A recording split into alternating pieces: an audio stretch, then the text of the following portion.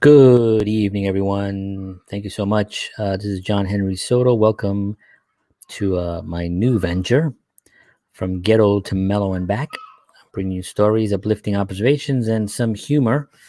I'll talk some commentary, not too much about what's currently happening in our world, but I will be addressing it, I guess, more in the sense of how my upbringing and some of the experiences that I've had growing up. Um, And that's basically how I'm going to be kind of formatting the show. It's work in progress. Obviously, as you can tell, I got nothing to put in there. I just kind of threw that up together just to have some kind of a background. Um, so I think today what I'm going to do is I'm going to indulge a little bit on the actual upbringing in the South Bronx during that time of that very volatile time of life, and tell a few stories about that, as well as talk a little bit about the current situation and how that relates to some of the things I was thinking about today earlier. But I'll start out by saying, so I was born in the South Bronx, born in July 9th, 1968, the year that really, I can't remember what, I think Time Magazine had a heading for the 20th anniversary of when I was 20 years old, and I remember seeing the Time Magazine article. It was 1968, the year that shaped the generation, and it was a really rough year. I remember my mom telling me stories of Martin Luther King being assassinated, then Robert Kennedy being assassinated, and it seemed, with all the stuff that was going on, the rioting and everything, it just seemed like what's currently happening now, unfortunately. And here we are 51 years later, and this is what's happening. We don't have to go into the why it's happening, who's causing it, who's behind it. We all know that people themselves don't hate each other. I know that for a fact because I have wonderful friends of all colors who love every single person that they run into, and I've never met an actual person that hates someone for their color. Might sound crazy, and maybe I've been lucky and I've sheltered myself, but um, that is part of it's part of what's happening right now, unfortunately. And so my mother was telling me, she told me back in those days, she just really was not sure how I was gonna even grow up, because they really thought, I mean, this was it. She also told me about the Cuban Missile Crisis, where it was basically we had to learn. And I remember when I was in first and second grade, I think it was where the sirens would go on, and we would have to get under our desks. That was part of the what we had to do, as if that would help in any way with an atomic bomb. But that's what we were trained to do, and it was just frightening. And I remember hearing those sounds as a kid, very young, before school.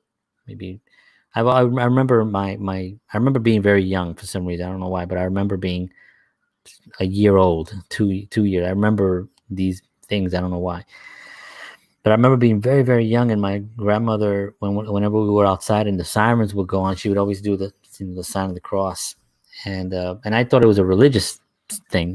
Thought it was like, the Pope was there with his, I wasn't really sure what was going on, but I thought it was I knew it was something that was sad.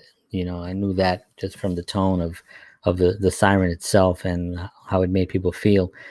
But this is what was going on, in that during those times, and it's very scary. Hi, Deborah. Thank you so much. Um, it was a very scary time for my mother, and she was really uncertain, and here I am now, 51 years later. I have two kids, a 3-year-old and a 9-year-old, and I'm in same situation where what's going to happen here? I'm really very, very concerned, and it's very scary. But that's not what this show is about. This show is about the South Bronx, and it is going to actually bleed over into other things, and it's going to interject a little bit of my upbringing and my experiences in that environment to what's currently happening now, because it's just inevitable that that's the way it's going to happen. Um, but it's not really about that. I'm not talking about politics here. I don't want to get involved in that stuff. But I will say that during those years of growing up in that environment, my mother was very scared and concerned about what the future held for me. I did have a good upbringing. I can't say, although the Bronx was burning, that was a real thing. People talk about it as if it was some weird thing that happened, and some Netflix special. Netflix loves to take things and just put their own little twist on it. And I love Netflix, don't get me wrong, but it's such a small part of the story. From me being there and seeing the fires and smelling the smoke every night, and seeing images of firemen. One of the stories that I tell is I remember being. I mean, this was at the first apartment that when I was born, and we lived in this apartment in Southern Boulevard in the Bronx. And I remember just looking out to the window, and I would push a chair to the window, and I would climb on to this chair, and I would look out the window in the evenings, basically to try to see the fires, because the fires were. I thought, as a 5-year-old kid, I thought it was pretty cool. Every night there was these big fires. Had no idea that the whole place was being decimated. And there's an image that till this day is still burnt in my memory. No pun intended. I've said that joke like a million times.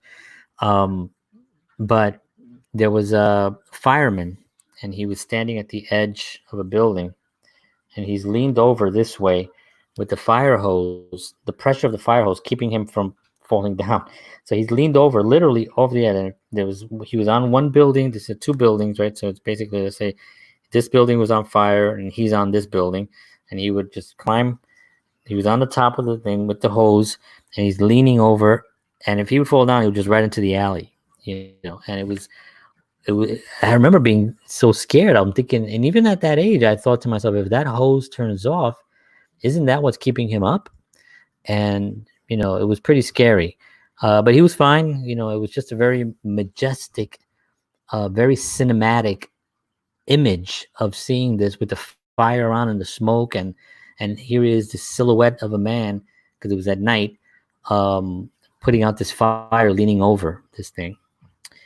And this is the environment that we were in. I remember walking through the rubble. There was just rubble, buildings knocked down, and it looked like a war zone. We had a lot of presidents visit, because the South Bronx caught interest of the whole country, where it became a very popular ghetto. And we would get Jimmy Carter came down and got yelled at by most of the people. Ronald Reagan came down and got yelled at by most of the people. People just didn't want to hear it. When you're living in that type of environment, and you're living in that, you have a guy coming in with a suit trying to tell you that he's going to make things better from you, from Washington D.C., which to us was like another planet. You know what I mean? We were not really in a mood to start listening to someone that was from Mars telling us that they were going to help us. It just did not seem feasible. Um, but I know they were trying. I mean, I liked Jimmy Carter, and I liked Ronald Reagan, and I thought that they were both. From seeing the footage, because I've seen the footage many times, they seemed pretty sincere, that they really wanted to try to do something. And to some degree, I mean, things did get better in the Bronx. It wasn't during my time there. It was always rough. Um, but it is right now on an upswing, and it's actually really um, doing really, really great. And I have still family there. I still have a lot of friends there. Um, and it's one of those places that, although at the time, just for full disclosure, I remember um, being, wanting to just get the hell out of there. I mean, this is me, full transparency here, but I just wanted to get the hell out of there because it was such a rough environment. And I was so scared as a musician because I would have to come home late. And this is, during my teen years and early, I guess I got out of there. I was about 24, 25 years old. But during those early years of playing, running home from the train station with my guitar, afraid of someone that was going to just take my guitar, people throwing things at me sometimes, from places. And it was one of those moments. I just, when I moved out, I remember, and I love the South Bronx. I love what it represents to me now at my age, and I respect people that were there. My friends that are still there. I respect them tremendously. But I remember with my first day living, I moved from the South Bronx to the Upper West Side of Manhattan. That was my move, right? So I went from one of the poorest neighborhoods in New York City, in New York State, New York, in the East, to one of the richest, being the Upper West Side, 85th Street and Broadway. It was a pretty fancy place, doorman buildings. And when I moved there, I remember the first night I went out, I couldn't go out at night. You can't go out at night.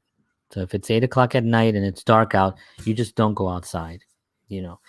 So I didn't do that for a long time, when I was early, I was a teenager, kind of a wild kid. I did, but as I got older and wanted to play more music and be more creative, I just didn't go out.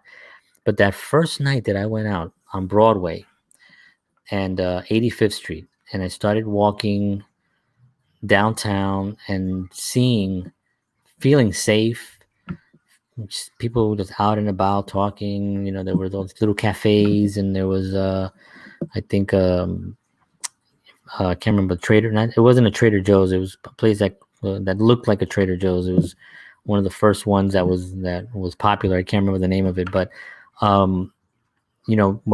fair trade, trader, yeah, something like that. I can't remember, but just walking by there and seeing all the great food and everything, and it was really the first time. I remember, just it was a really cool night. It was a perfect night, and it was my first night out in alone in New York City, and I was excited, and it brought me to it made me realize, one, how suppressed I had been. And this is the thing about what was going on in the Bronx that suppresses people. It was it was a dark time for artists because there was really no place where you can do your art. So a lot of artists went unknown or unheard, or their art was unseen. A lot of them that I know for a fact, they were brilliant at what they were doing and didn't get a chance to do it. Not a conversation I would have with them today because it's painful, I'm sure. But I just remember seeing how many of them were just not able to really balance the environment with the art.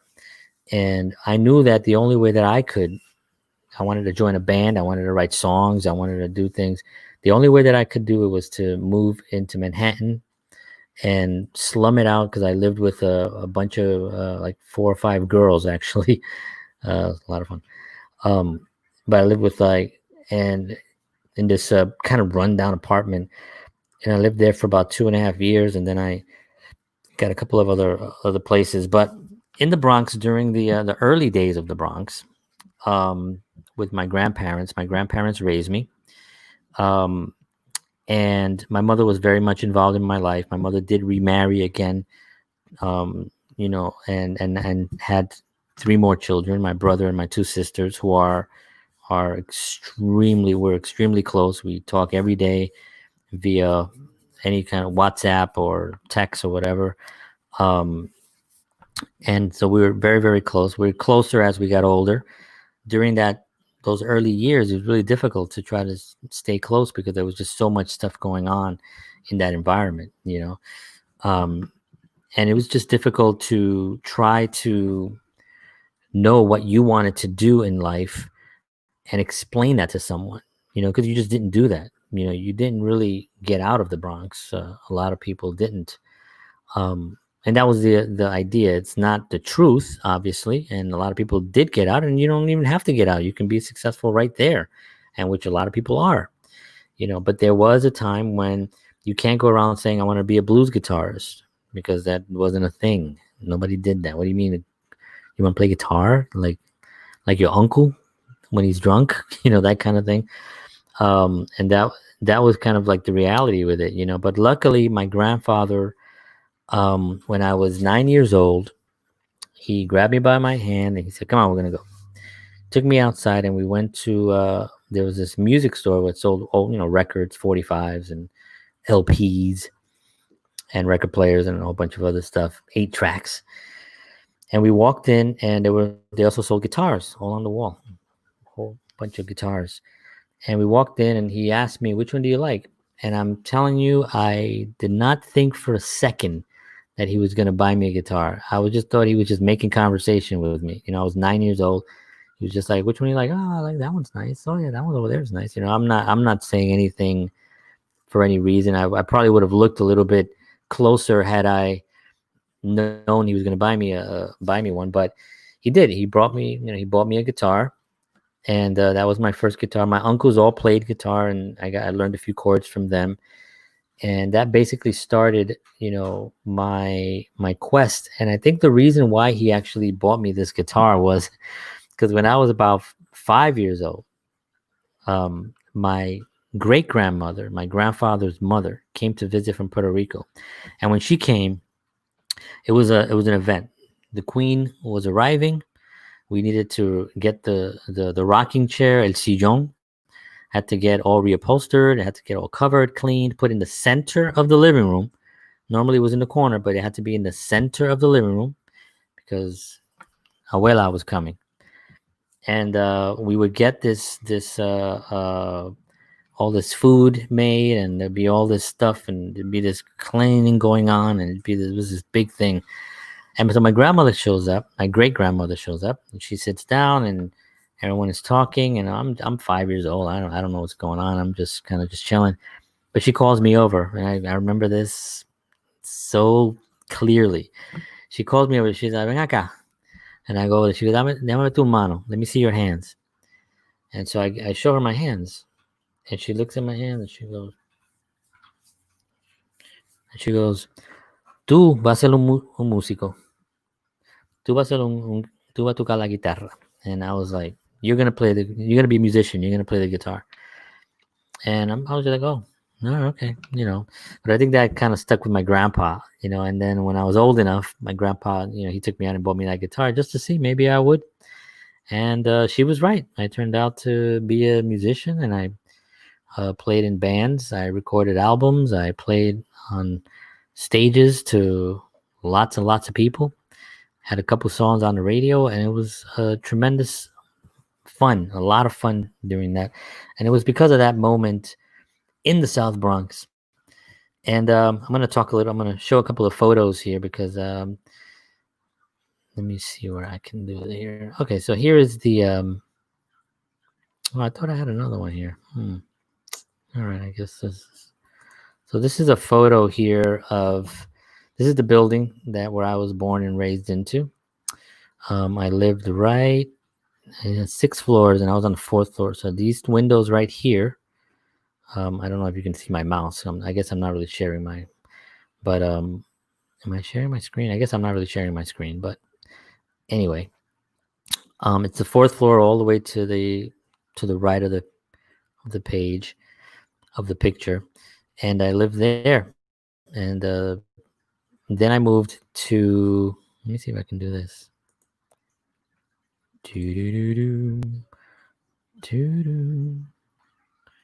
I'll share my entire screen. Why not? All right, so I'm sharing my screen now. Yeah, so let me see if I get this out of here. Oops. Take that out of there. All right. Whoa. Okay. See, I don't know enough about this stuff. I don't know what just happened here. Maybe this is what I need to do. Whoa. Okay, you know what? All right. I'm going to stop that. And I'm going to stop sharing my screen because I don't know what just happened there.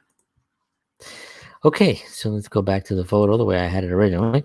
So anyway, this is the building. It's 1058 Southern Boulevard, and that was the building. I lived in 3 different apartments there. Now this building here, I took this picture years ago from the train station, the Simpson train station. This train station here, and I lived in 3 different apartments there. But my aunt lived there, my godmother lived there, my cousins lived there.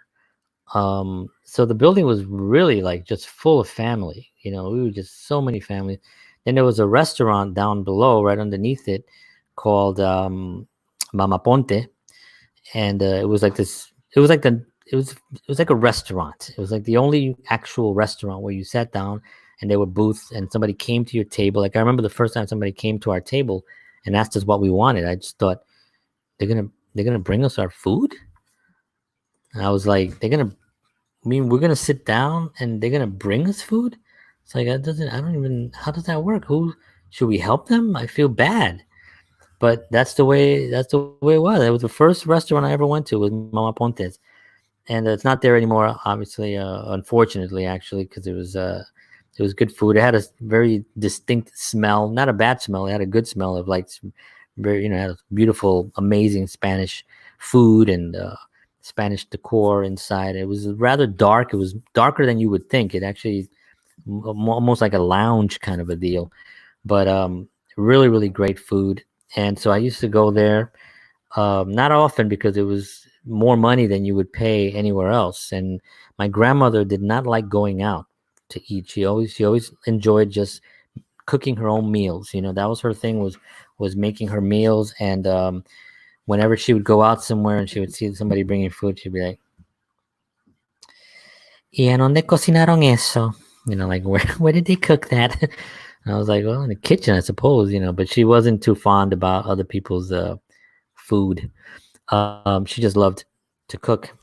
I don't even know if she really loved to cook. I just know you had to cook. I mean, it was the kids had to eat. But that was the building. And this is another view. This was the train same building right there on the right of the picture there. 1050 Southern Boulevard. The bus that you see there is the 19 bus. I think no, I'm sorry, that's not the 19 bus. That used to be the 42 bus. They changed it to the 4 bus, and then that train there is the 2 or the 5, all the way till and this station where this train is just leaving from is this station right here, Simpson. And so that was where it all started for me. That was the building, and this building was great. I mean, it had a lot of, like I said, a lot of family members, a lot of friends, and it was a safe place. It felt, I used to call it's called, back in the days, they would name buildings had names, and that building is called Chester Hall. And for some reason I thought that was fascinating, because you would walk around and you would see all the buildings with names: Chester Hall, Webster Hall, all these different names. And some people would say, well, where do you live? I would always say, I live in Chester Hall. But of course, it was, it's just 1058 Southern Boulevard.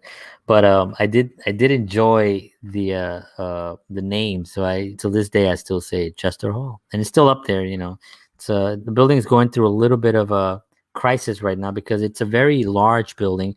It's sort of like in the center of things too. It's on the corner of Southern Boulevard and Westchester Avenue. If you're familiar with that area, it's where the train station is, and it's a bus depot, not a bus depot, but it's a last stop of a few buses, and the first stop of a few buses at Southern Boulevard, which is a major shopping district. So it's kind of a big building, and it didn't burn down. From those windows, I saw a lot of little smaller tenement buildings burn down. And the building right now is going through a little bit of something. I have a friend that I met through social media who's an architect, who actually is working with an organization to try to restore the building with the owners. They're having a little bit of difficulty right now, especially right now with what's currently happening. But they're trying to see what they can do with the building to give it a whole. They want to just really revamp it, which probably means rents are going to go up, and Unfortunately, things are going to change there at some point. Um, but that was the building, 1058 Southern Boulevard. And what else can I say about that building? During the holidays, another story that I remember. During the holidays, my uncles all played guitar, as I mentioned. Not all of them, a good portion of them, three or four of them. And during the holidays, they would actually go and play the guitar, and they would sing a song called "Si no me dan de beber lloro, si no me dan de beber lloro, si no me dan de beber lloro, si no me dan de beber." It means basically, if you don't give me a drink, I'll cry. If you don't give me a drink, I'll cry. So they go around singing this like a Christmas song. They go to all the building, to the whole building, all the doors, 6 floors, right? There's, I think on each floor, there's probably at least 12 apartments because it's a big building, 12, 15 apartments. And they would just knock, and everybody would open the door and give them drinks. And so by the time we got to the third floor, fourth floor, everybody's smashed. Uncles are disappearing. I don't know where everybody was. I would have my little guitar with me. I didn't really know how to play, but I would just be with them. And I would come back down, and by myself basically, or maybe with like one uncle or something that was sober enough. And then I would just, my grandma would be like, "Where is everybody?" I don't know. They disappeared somewhere. And it happened a few years in a row. It was pretty funny. But it was always a very joyful environment. Even though there was all this craziness was going on around me, my grandparents sheltered me in a way because there was just so much love in the house that I didn't really feel that I was. It wasn't until I got older. It wasn't until I was about 16 years old, 15, maybe 14, 15, 16, that I looked around and I was like, holy crap, this place is burning down, Um, and at that point, it had already burned down when I was that age. It was more now of drugs and gangs and killings and murders and stuff like that. So that became a little bit of my, which I won't talk about those stories today. Anyway, I will have a show where I will talk a little bit more about those things. But so that was it. So what happened was I came out. I left the South Bronx and became a musician and played for a long time. That ended due to losing a dear friend of ours from the band. We tried to regroup. We couldn't without him. He was too important and good friend. So the band kind of like broke up. We're all good friends. We all still talk and everything. And by the way, our album is on Spotify right now. If anybody wants to go check it out, it's Glass of No. It's KNOW of No, Glass of No. And so the album is on Spotify if you want to check it out. But so that ended, and I started working with an acting coach because I wanted to do some acting, and I did. I went out and I started casting things, booking things very, very quickly. I guess there was a shortage of short Puerto Rican actors in New York because I started booking that. I was booking Jewish roles, Israeli roles, and booked a lot in a very short amount of time, enough where I kind of got the idea that maybe I could do this, and so that progressed, and I started doing that. So what happened was I met a few guys from a company called No Name Brand Films, and Brandon and Eric, and they're wonderful guys, great filmmakers, and they cast me in a film, which we shot. It went to the Cannes Film Festival, was a big hit, and it was really great. I had I had a lot of fun with that, and so then we had another thing where I came up with this pilot idea where I wrote the synopsis and sent it to them and said, I got this idea for a pilot. I don't know if you guys want to do it, but sure enough, they said yes. They wanted to do it. They thought it was great. They wrote the script themselves with my help, adding stuff here and there. And so we went to the Bronx to try to find a bodega because the show takes place in a grocery store, or some of it takes place in a grocery store, and what we call bodega. And we were looking around, and a lot of the bodegas looked sort of like too nice at this point. They kind of like not they're not gentrified. We're not at that stage, but they weren't at that stage. But they were nice. They were nice, a little bit too nice for what we were looking for. And I remember there was one bodega that was on near the school that I went to, St. John Chrysostom, and it was on 167th Street and West Farms. And I said, I wonder what that is. So we went by, we walked by, and I looked at it, and I was like, whoa, it looks almost identical. It was unbelievable. And this is a picture of it, actually. I mean, I can't tell you how much this looks exactly how it looked when I was 14 years old going to this place. Maybe the stuff on the window changed a little bit here and there, but can't tell you, it really is identical. Salgado was the last name of the guy who owned it. And so we went in. Now, of course, I hadn't been to the South Bronx in a quite a long time, years and years. In and out just to visit my sister, maybe, and she lived in another part. A few friends here and there, but nothing really consistent going there. So I thought, well, I know the guy in the bodega knew me when I was a kid, but I know he ain't gonna know me now. He probably is not even gonna be there anymore. I walked in, and first thing he says, he goes, "Hey, muchacho, cómo está?" He completely recognized me right off the bat. I was like, "What in the world?" I couldn't believe it. It was so. Hey, Yvette, thank you so much for tuning in. Appreciate you. So he recognized me, and I was blown away by that. I was like, "Oh my God, you're here!" And he goes, "Yeah, I'm still here." And I know him because, and I'm going to tell a story based on that, on how I know him.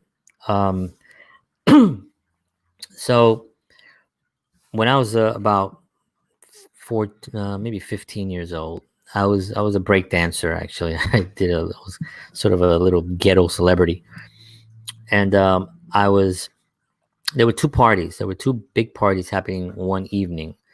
Must have been a Friday or Saturday night or something.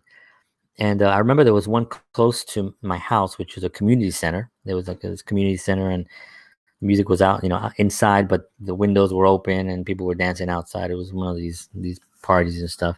And then there was another one on Fox Street, which Fox Street was kind of, for me, it was like a zone I didn't want to go into because I don't know a lot of people there, and but a lot of friends from our guys were going there, and I would have been safe, but I just thought, what, I'm gonna stay nearby the house, and I'm not gonna go down there.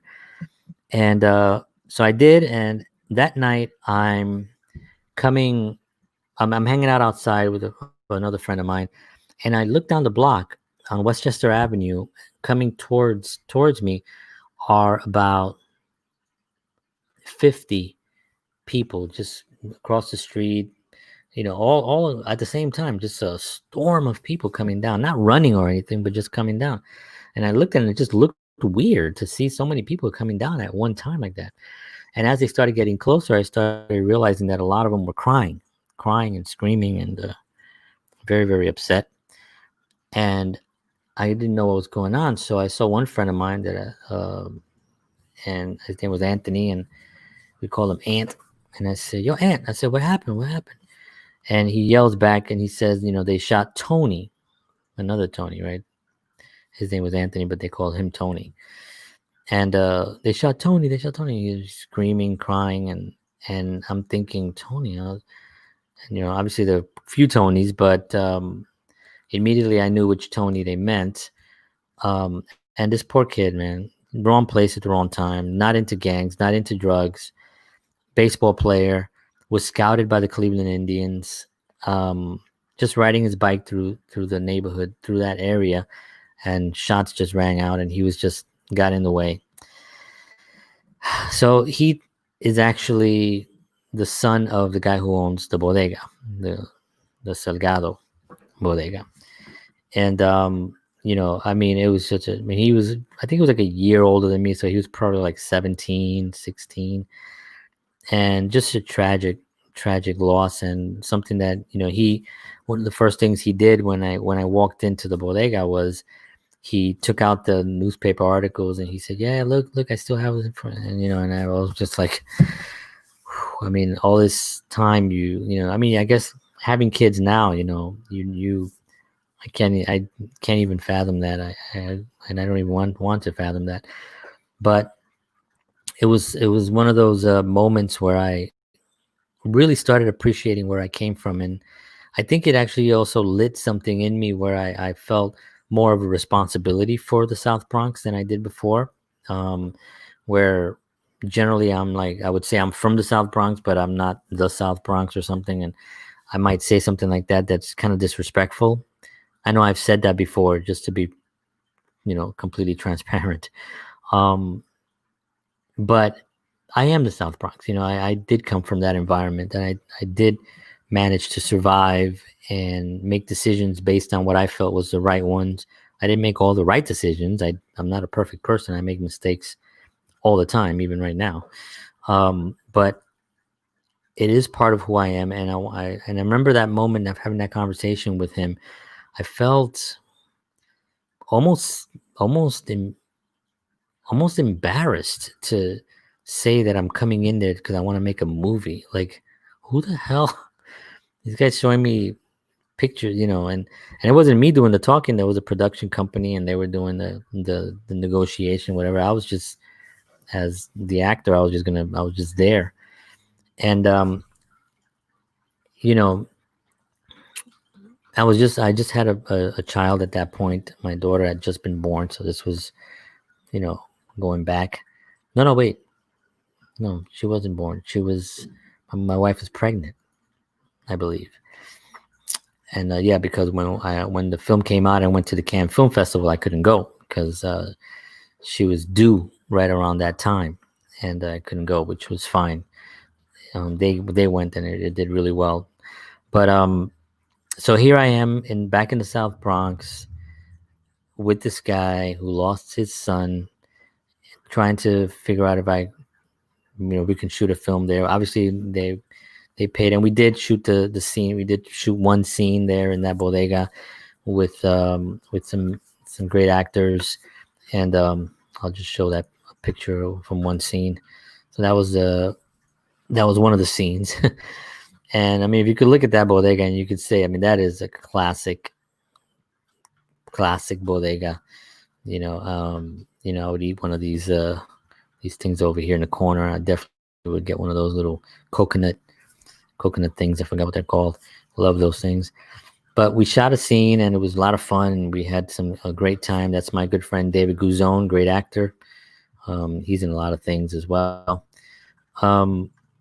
And so it was a lot of fun, but it was such an awakening for me. And I did feel that my performance in that piece, and that it was just a scene for that, but was a little bothered, and I look at it now and I can see that I was bothered, and I didn't, as an actor, you're supposed to really push aside a lot of and this is something that you learn, and you don't ever, the greats can do it, right? Instantaneously, they block off everything that's happened to them and anything they're going through, and they just go right into the work.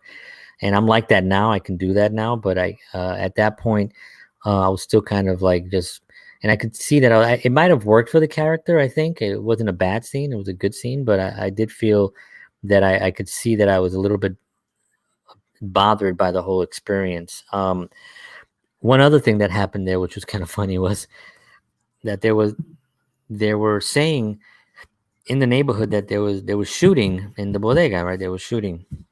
So while we're shooting, two cops, because we had the bodega was shut down for us. They paid for the day, for a Sunday, I believe, and they just closed the bodega down. So we were the only ones there.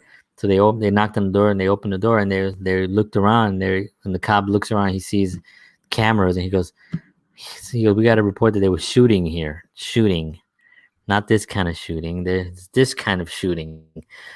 And so we had a good laugh. And he was like, oh, geez. He was, all right, sorry, folks. And then they left. And so we laughed. But this is what goes on. Somebody got word that there was shooting in the bodega, and they called the police thinking that somebody was being shot. But that experience for me really started my interest in going back. I've met a lot of politicians recently from there. As a matter of fact, I had an exchange with Jose Serrano. He's a congressman. Um, he's been a congressman for many years. I've known him to be in politics for many years. His son is a senator, and I've met both of them. Actually, I met both of them once, like back to back events. One on in the Bronx, which was weird, but separate events. They just both happened to be at two separate events. This was going back a few years after we shot that pilot. Um, so the pilot did, it got a lot of attention. We made the front page of the newspaper there. We got some reporters came down, and I got interviewed a bunch of times and there was a lot of interest in that in the show, which I'm still currently developing and looking for a production company that wants to actually develop it. Whether I'm in it or not, it doesn't matter to me. I would love to just be a participant, or an advisor on it of some sort, some kind of a producer. But it got a lot of attention because it was a story about that environment, but it took it a little bit in different twists. I won't give away too much of it because I'm still working on it. But that was a wonderful experience for me, and I'm telling these stories now because there's a certain responsibility that I feel that I haven't really taken. I haven't taken responsibility for who I am, where I came from, what I've accomplished, and how many people I can help. I know I can help a lot of people by, telling these stories, but also meeting with people and advising on certain situations. If there are an artist, I know what an artist should be working towards and working on, and I in that environment, it's just, and I don't know how it is now, so I'm getting back in there. I had a guest come in who has a shop there called the Bronx Native, a wonderful shop, and he was my guest a couple of weeks ago. And his name is Maurice Gourion is his name, and he's one of these guys that's doing it. He's in the Bronx, he lives there. He has a shop there. He has merchandise. He's got this wonderful brand thing going on right now. If you want, you can check it out. It's bronxnative.com. You can check it out also on Instagram, the Bronx Native. It's just a really great thing. So I mean, going back to like the South Bronx for me is a place where I need to really take responsibility for it. I need to let people know that I'm from there and use my stories. I have tons of them, right? I mean, they'll just come up and I have some of them written down, but a lot of them are based on just like, oh yeah, this happened to me once, and as soon as I do get something that I remember, I write it down, make sure that I document it, because I think that their stories, like I said before, that they will help anybody really, no matter where they're from. No matter where you're from, I think it's a valuable thing to have. And now here I am living in Bayonne, New Jersey, 2 kids. Starting, I started with social media and building a brand, basically JHS, John Henry Soto brand of, my content, my films and music and just my personality stuff. Started that about 2010, I guess, was really when I started. I guess 10 years now that I've been really working on this. Before that, I was acting in a few things here and there. I was going through a rough period back then, having lost my grandma, my mom, my grandpa, and my good friend from my band in under 5 years, in about 4 years. So it was a really rough time. Plus, we had a daughter was born in 2011, and that was just an added thing to what we were going through. And it was a wonderful experience having her. And that year was a rough year for us. It was wonderful and rough. So,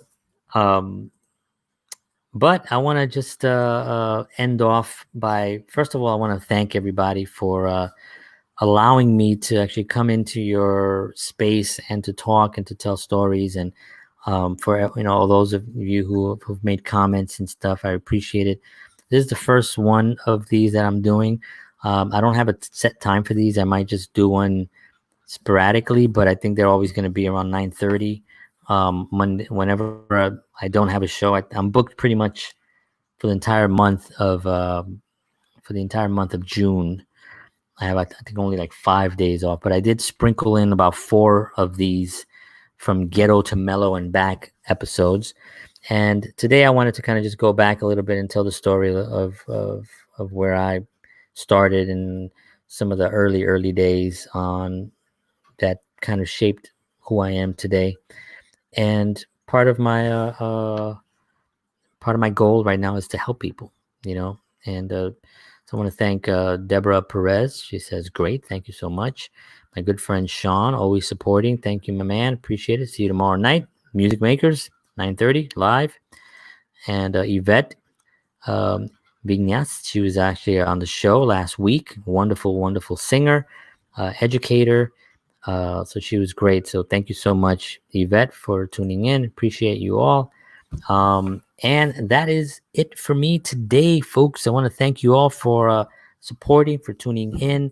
Please stay tuned for this week. We have some great guests coming on. We have tomorrow we have Music Makers. Every Tuesday night, Music Makers. We're going to be getting some musical guests. Tomorrow it's going to be the band. I might have somebody coming in yet. It hasn't not fully confirmed yet, but hopefully somebody can come in. And we'll have a conversation about the music industry, and we'll talk about, we don't even know what exactly we're going to talk about, but it's always about music, and it's a wonderful conversation. So we'd love for you to come in, join, and that's every Tuesday at 9:30. On Wednesday, I have David Karras, who's an author, a hip-hop artist, and great dude. And Sean says, email, John. Yes, sure. That's my email. Thank you, Sean. Yes, email me if anybody has any questions or anything. I appreciate it. And then on Thursday, I have Sandra Santiago. She's an actress. She's worked she's in Hollywood. She's been in numerous films, festivals, and very successful on the red carpet at the Oscars. And we're going to talk about the industry and what's happening. That's on Thursday night. So, all right, folks, thank you so much. God bless. I will see you all again very soon. And these inside jokes, Sean, I can't get people with these things too much. They're gonna be like, "What the hell is this? What are they talking about? Why do these always have to bring that up?" One day I'll explain that, though. I will explain it. All right, folks. Thank you so much. See you all. God bless. Take care of yourselves.